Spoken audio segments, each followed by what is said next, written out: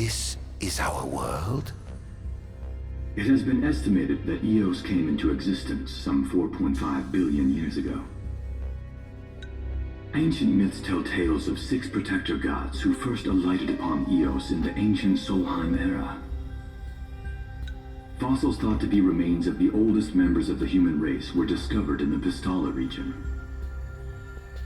Some claim that humans discovered fire in the Sukarp region even before the dawn of the Solheim civilization. According to legend, the fire god Ifrit first bestowed his burning wisdom upon a man who later sat the throne of Solheim. The mechanized civilization of Solheim is presumed to have originated in the Disgaea and Klain regions. Exactly when the civilization rose and fell, however, remains the subject of much investigation.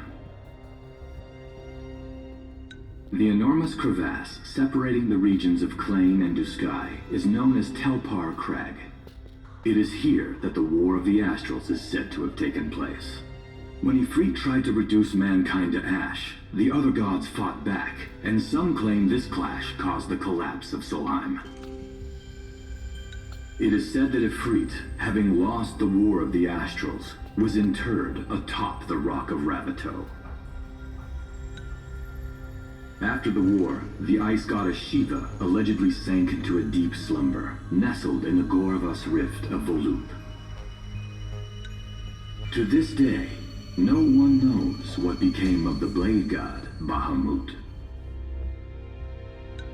The earth god Titan can be seen supporting the meteor at the heart of the Disk of Kothis in Disgaea.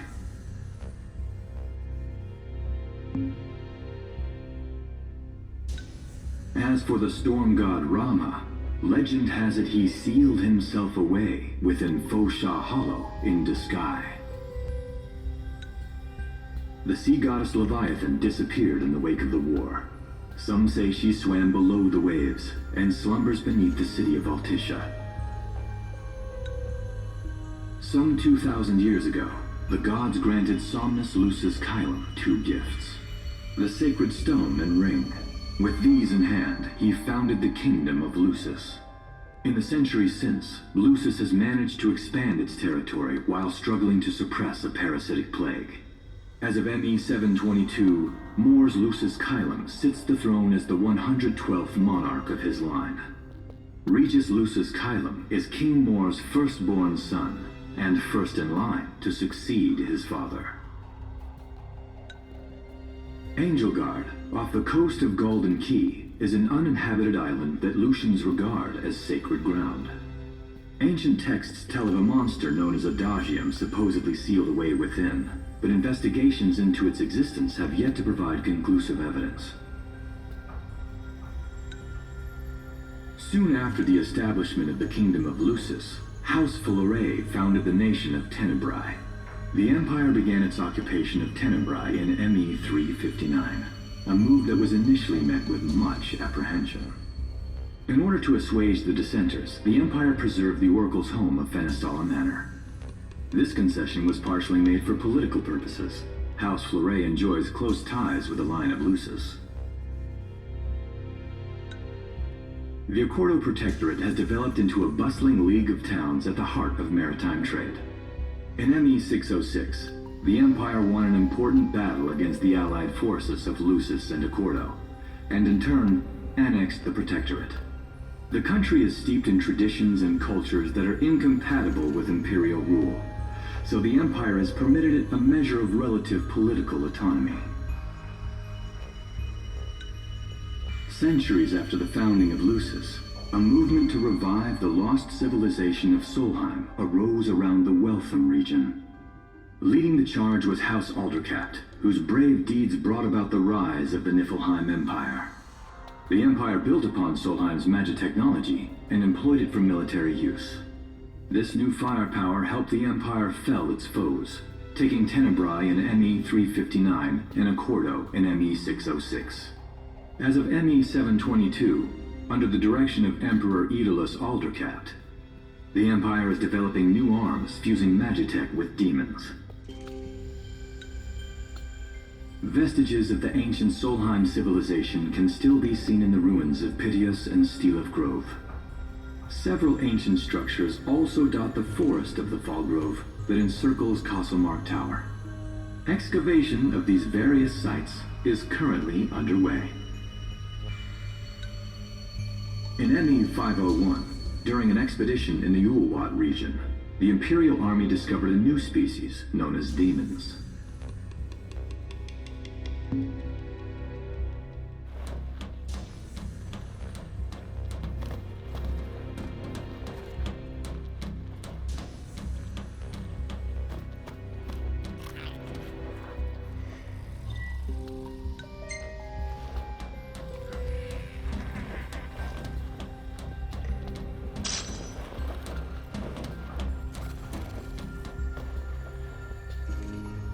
Demons were first officially recognized as a new species roughly 200 years ago.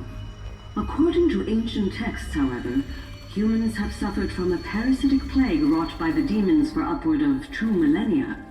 Demonification is caused by a mutant strain of plasmodia that takes root in living creatures and changes their cellular structures. Infected creatures begin to disperse miasmal particles, the spread of which is known as the Star Scourge. This model is a replica made from plaster poured into a demon-shaped cavity discovered deep underground. Demons sublimate when their vital functions cease, so this particular specimen must have vaporized after the mud around it had already solidified. Scientists believe this subject burrowed into the earth in order to shield itself from the light of the sun.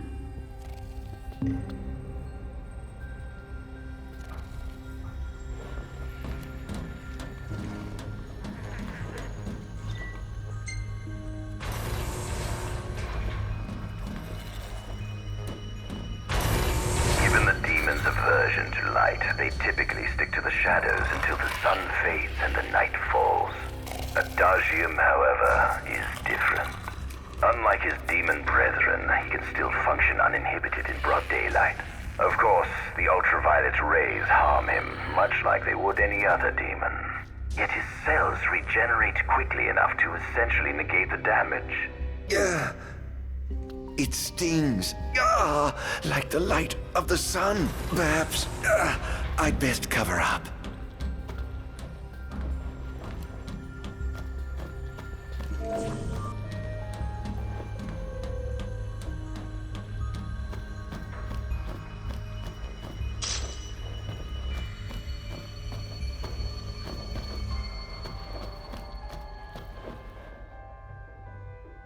At center, we see what I presume to be Lucian warriors and the kings of yore.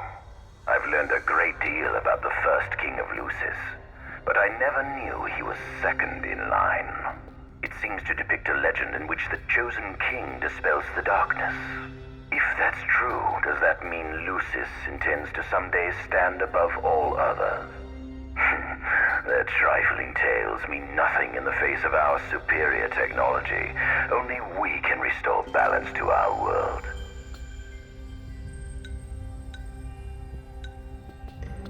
At the top of the painting, we see the Oracle herself.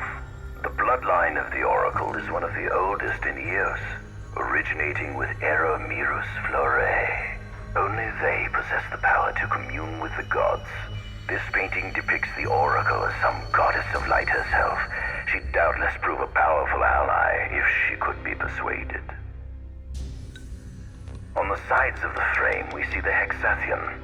Conspicuously absent is the traitorous god of fire who started the Great War of old.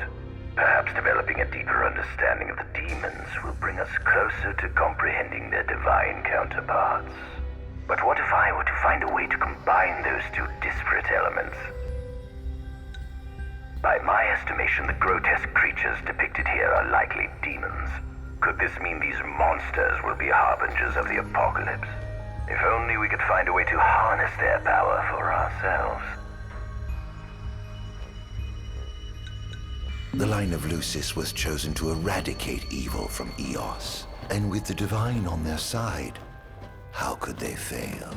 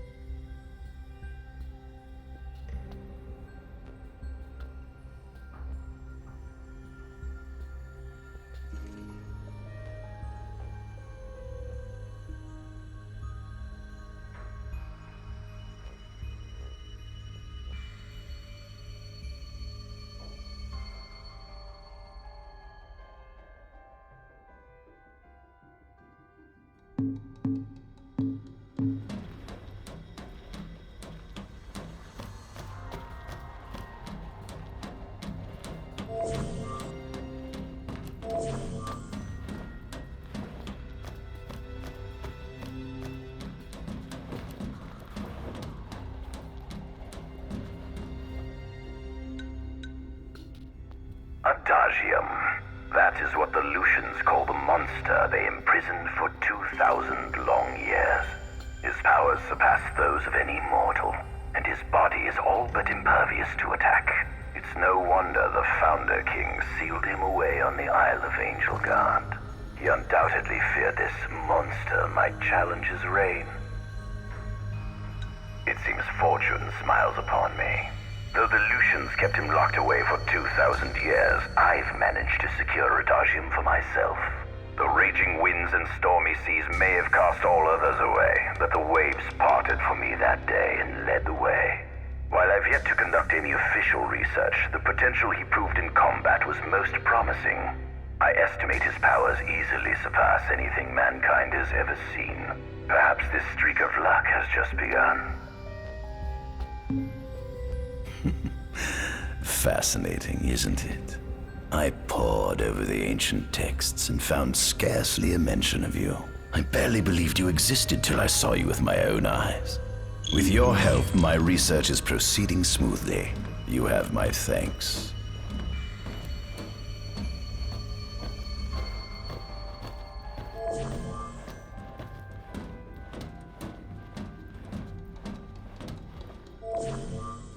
This must be how the gods feel looking down upon our world. Here we have a model of imperial territory. It includes our present lands as well as our future acquisitions. Feel free to have a look.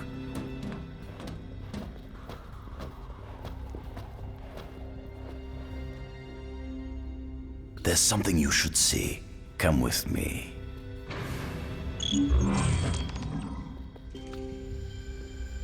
I found something most interesting on the Rock of Ravito. If my experiment on this specimen succeeds, it might provide the information you've been looking for. This way.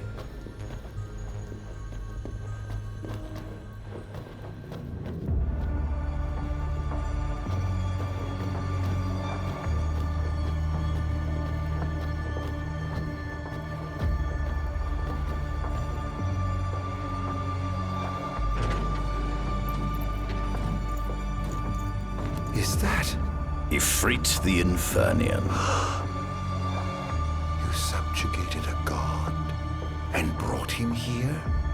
He was sound asleep, just like the legend said he'd be, so we put him on ice. Do you think you could turn him Into a demon? If you managed to demonify a deity, you could learn truths no mere mortal could ever dream of knowing. You'll access 2,000 years of his memories, and if you can control him, he'll be a weapon of supreme power. It's certainly an enticing offer, isn't it? Just think you could exact sweet revenge through divine retribution. How do you know what I want? I don't, but I know you have no other options. Well, shall we?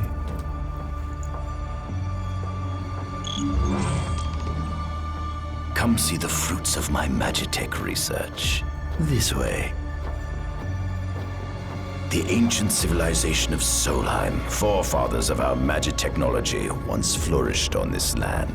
Had they not incurred the wrath of the gods, they may have remained prosperous to this day. and you wish to restore them to greatness. To surpass them, which is why I need you to lend me your strength. But I'm certain magic technology and demons are the keys to unlocking the door to a new future.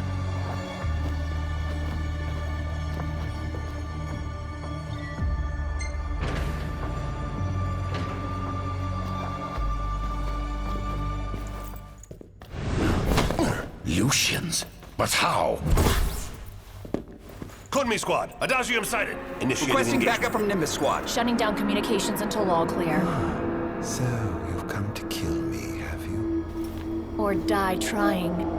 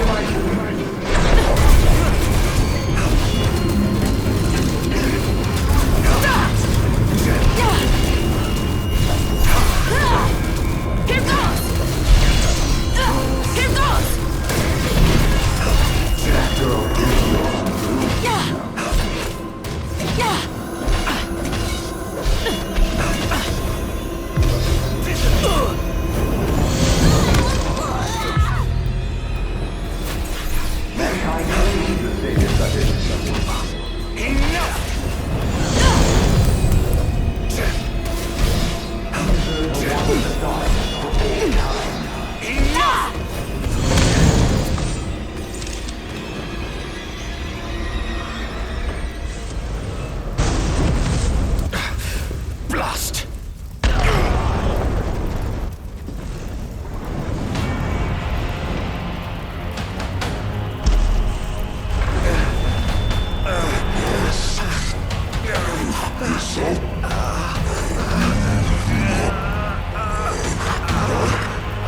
He's alive. I must stop him before he destroys everything!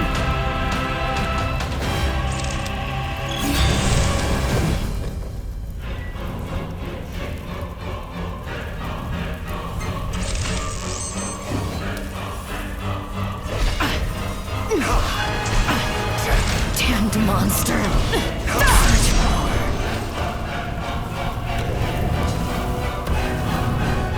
Take this!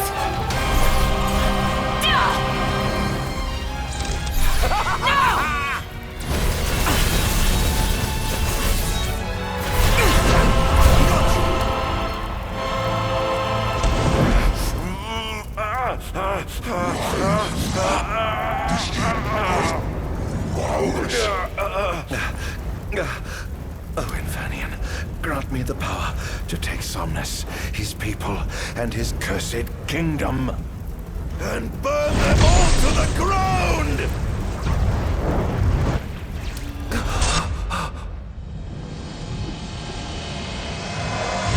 No!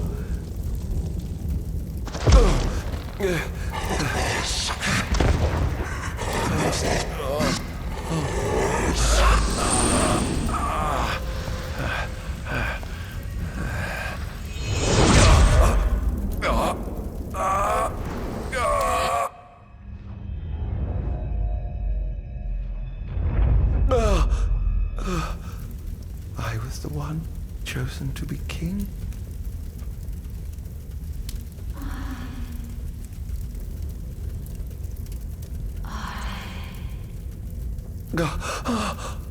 Arden.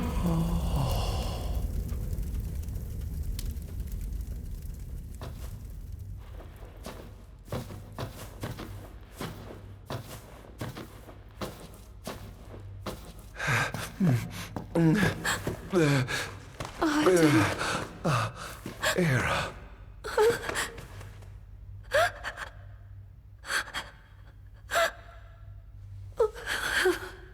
Forgive me. I defied the will of the gods and revealed to Somnus you had been chosen to be king. I never dreamt he would try to kill you. But he did. Somnus fooled everyone, so he could usurp the throne. Everything that happened, it's all his fault. No! Listen to me. It's my fault. I'm the one who ruined your future. This was divine retribution for my sins. You've no sins to atone for. Gods! Answer me! Why have you burdened us with this fate? Era! Oh no! Era! Please! In the names of the gods above, fulfill your calling, Arden, and punish me for my sins. Era! Kill me. That's right. Kill her. Put that monster out of its misery, just like I did.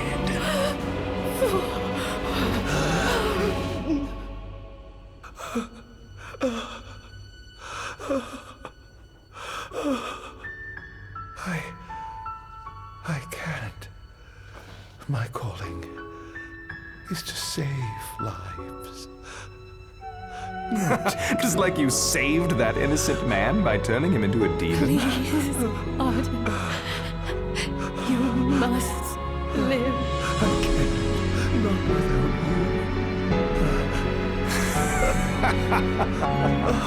you. Come.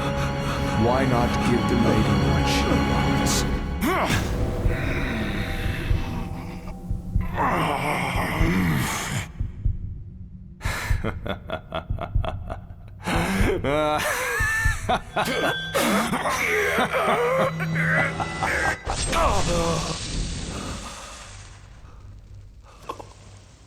Once again, you failed to save her. No surprise. A monster can do naught but destroy.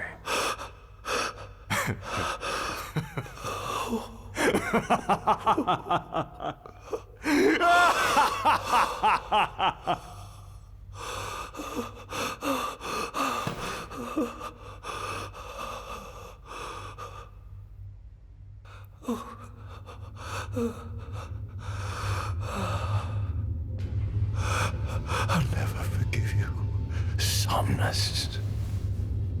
This monster may not be able to destroy you, but I'll see to it that I destroy everything you built.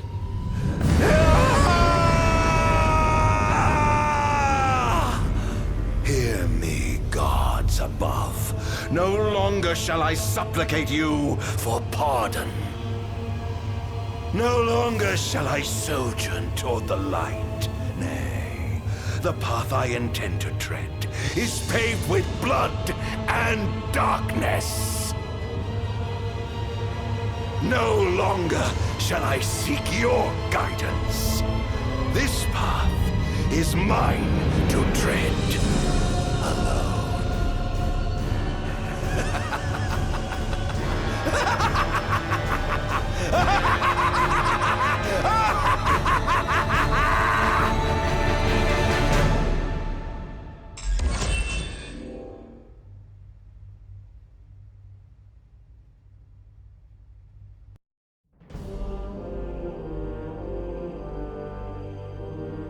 The Empire's demonic experiments bore fruit before long, precipitating the production of a Magitech infantry.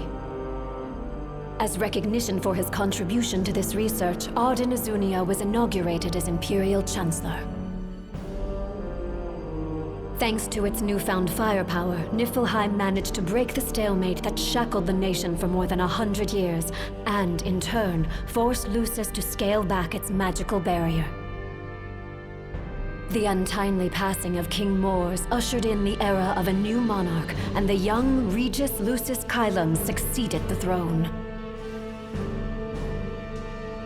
Meanwhile, Arden began to spread the Star Scourge throughout the world, stealing people's memories and learning as much about the kingdom as he could. In time, those memories began to merge with his own, gradually transforming him into a wicked echo of his former self. And now, at long last, the time for his revenge has come.